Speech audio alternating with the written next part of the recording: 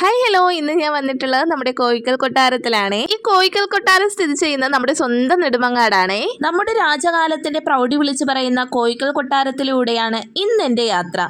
അപ്പോൾ എൻ്റെ വീഡിയോ ആദ്യമായിട്ട് കാണുന്നവരാണെങ്കിൽ എൻ്റെ ചാനൽ ഒന്ന് സബ്സ്ക്രൈബ് ചെയ്തിട്ടിരുന്ന കാണണേ. 1670-കളിൽ വേണാടിന്റെ റീജന്റ് ആയിരുന്ന ഉമയമ്മ റാണിയുടെ കൊട്ടാരമാണിതെന്ന് കരുതുന്നു. മുഗിലൻ എന്ന വൈദേശിക മുസ്ലിം മഹാറാണിയുടെ ഭരണകാലത്ത് തിരുവനന്തപുരത്തിന് സമീപം വരെ സൈന്യസമേതം ആക്രമിച്ച് മണക്കാട് തമ്പടിച്ചു. അതോടെ റാണിക്ക് തിരുവനന്തപുരത്ത് നിന്നും നെടുമങ്ങാടേക്ക് നിലയുറപ്പിക്കേണ്ടി വന്നു. അന്നു പണിത കൊട്ടാരമാണിതെന്ന് ചരിത്രരേഖകൾ പറയുന്നത്. വള്ളത്തിന്റെ ആകൃതിയിൽ വളഞ്ഞ ഇരുനിലയായിട്ടാണ് കെട്ടിടത്തിന്റെ നിർമ്മിതി. അകത്തളങ്ങളിൽ നിധിക്ക് തുല്യമായ അമൂല്യ വസ്തുക്കളുടെ ശേഖരമുള്ള മറ്റൊരു കൊട്ടാരമാണ് കോയിക്കൽ കൊട്ടാരം. കേരള സർക്കാർ വക ഒരു ചരിത്ര സംരക്ഷിത സ്മാരകമായാണ് ഇതിപ്പോൾ നിലകൊള്ളുന്നത്. 1677-നും 1684-നും ഇടയിൽ വേണാട് രാജ്ഞിയായിരുന്ന ഉമയമ്മ റാണി കേരളത്തിലെ പരമ്പരാഗത വാസ്തുവിദ്യാ ശൈലിയിൽ നിർമ്മിച്ച ഈ കൊട്ടാരം ഒരു ഇരട്ട നില കെട്ടിടമാണ്.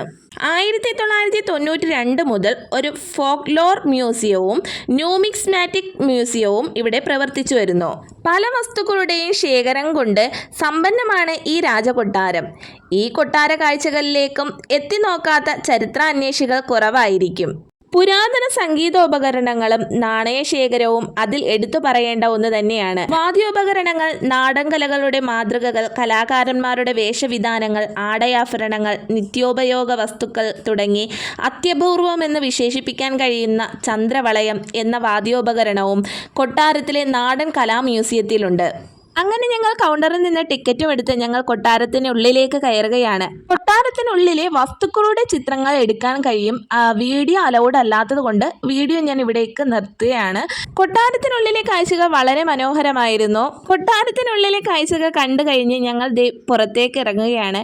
ഇനി ഇവിടെ ഒരു കുളമുണ്ട്. ചന്ദ്രവളയം എന്ന സംഗീതോപകരണം പ്രദർശിപ്പിച്ചിട്ടുള്ള കേരളത്തിലെ ഏക സ്ഥലവും നമ്മുടെ കോയിക്കൽ കൊട്ടാരമാണേ. കൊട്ടാരവും കൊട്ടാരത്തിന് ചുറ്റുമുള്ള കാഴ്ചകളൊക്കെ കണ്ട് ഇങ്ങനെ നടക്കാൻ മനസ്സിന് വല്ലാത്തൊരു കുളിർമയാണേ. കൊട്ടാരത്തിനുള്ളിലെ പ്രധാന സവിശേഷതകളിൽ ഒന്ന് കൊട്ടാരത്തിനുള്ളിൽ നടുമുറ്റമുണ്ട്. കൂടാതെ കൊട്ടാരത്തിന്റെ താഴത്തെ നിലകളിലെ മുറികളിൽ ഒന്നിൽ ഒരു നിലവറ അല്ലെങ്കിൽ ശക്തമായ ഒരു മുറിയുണ്ട്. ഇത് കരിപ്പൂരിലെ മറ്റൊരു രാജകൊട്ടാരത്തിലേക്കുള്ള ഒരു ഭൂഗർഭ പാതയുമായി ബന്ധിപ്പിച്ചിട്ടുള്ളതാണെന്ന് പറയപ്പെടുന്നു. കൊട്ടാരം ഏതാണ്ട് ഒരു ചതുരം പോലെയാണ്. കൊട്ടാര വളപ്പിൽ ഒരു ചെറിയ കുളം ഇപ്പോഴും സംരക്ഷിക്കപ്പെട്ടിട്ടുണ്ട്. അങ്ങനെ കൊട്ടാരവും കൊട്ടാരത്തിലെ കാഴ്ചകളും മനസ്സിനും കണ്ണിനും ഒത്തിരി കുളിർമ നൽകിയിരിക്കുന്നു. അങ്ങനെ കൊട്ടാരവും ചുറ്റുപാടും കണ്ട് സമയം പോയതറിഞ്ഞില്ല. പിന്നെ കൊട്ടാരത്തിൽ ചെന്നിട്ടുള്ള പാത്തോസിൻ്റെ ഫോട്ടോ എടുപ്പും കൂടി കഴിഞ്ഞ് ഞങ്ങൾ തിരിച്ച് വീട്ടിലേക്ക് പോവുകയാണ്. അങ്ങനെ തിരിച്ചു പോകുന്ന വഴിക്ക് ഒരു അടിപൊളി അവിൽ മിൽക്ക് കിട്ടുന്ന ഒരു സ്പോട്ട് കൂടി നിങ്ങൾക്ക് പറഞ്ഞു തരാവേ. ഞങ്ങൾ നെടുമങ്ങാടൊക്കെ നിന്ന് തിരിച്ചു വരുമ്പോഴത്തേക്ക് ഇവിടെ ഇറങ്ങി കേട്ടോ അവിൽ മിൽക്ക് കുടിക്കുക.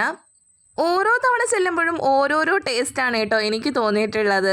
കാര്യം പല തവണ ചെന്നപ്പോഴും പല ടേസ്റ്റിലാണ് എനിക്ക് ഓരോ തവണ അവിൽ മിൽക്ക് കിട്ടിയിട്ടുള്ളതും. അതുകൊണ്ട് തന്നെയാണ് ഞാൻ നിങ്ങൾക്ക് വേണ്ടി റെക്കമെൻഡ് ചെയ്യുന്നതും ഈ ഒരു സ്പോട്ടേ. അങ്ങനെ പാത്തോസ് ഇവിടെ വെയിറ്റിംഗ് ആണ് കേട്ടോ അവിൽ മിൽക്ക് കിട്ടാൻ വേണ്ടിയിട്ട്. ഇനി അധികം ഞാൻ ദീർഘിപ്പിക്കുന്നില്ല. അവിൽ മിൽക്കും കൂടി കുടിച്ച് ഞങ്ങൾ നേരെ വീട്ടിലേക്കാണ്. പിന്നെ എൻ്റെ ഈ കുഞ്ഞു വീഡിയോ ഇഷ്ടമായ ലൈക്കും ഷെയറും സബ്സ്ക്രൈബും ചെയ്യാൻ മറക്കരുതേ. ഇനി പുതിയ വിശേഷങ്ങളും പുതിയ വീഡിയോയുമായി ഞാൻ അടുത്തൊരു വീഡിയോയിൽ വരുന്നതാണ്.